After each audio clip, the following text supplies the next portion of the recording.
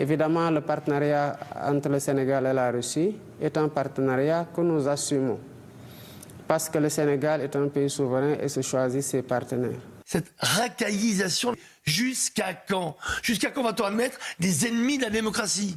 Ils sont sortis du cadre républicain, ils détestent la France, ils détestent nos valeurs, ils menacent. On va se laisser humilier comme ça? Bah oui, c'est ce qu'on fait d'habitude. Hein, ils ne veulent plus de nous, eh bien à ce moment-là, on ne veut plus d'eux non plus. On arrête de délivrer des visas aux Sénégalais. Il me semble que ces chefs d'État n'ont pas hésité à envoyer leurs enfants, toute leur progéniture, faire des études en France. Ils ont appris de leurs études en France, pour beaucoup d'entre eux, à détester la France, qui est une chose qu'ils n'ont pas appris. Non mais ils nous détestent, ils ne veulent plus de nous, ils veulent nous humilier, ce qu'ils ont fait manifestement. Très bien, mais mesure de rétorsion immédiate. Ils n'ont pas non plus hésité à investir dans des biens immobiliers, parfois détournés sous le coup de la corruption, en France, etc. Donc il y a, je veux dire, la considération de la France vis-à-vis de l'Afrique, c'est une chose.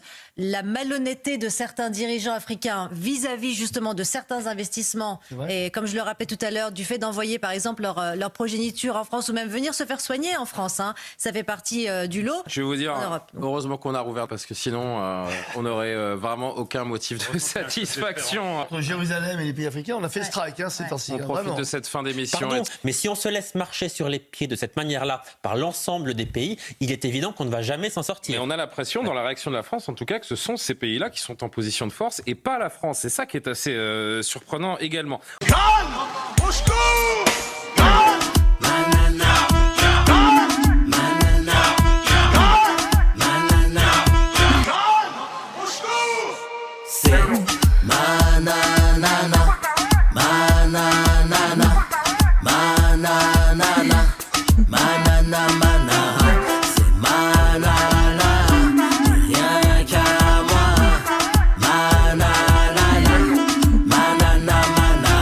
La chanson de l'été, Nana Manara de Nicolas Malone sur Spotify, iTunes, et bien sûr Deezer pour bouger, danser, se remuer.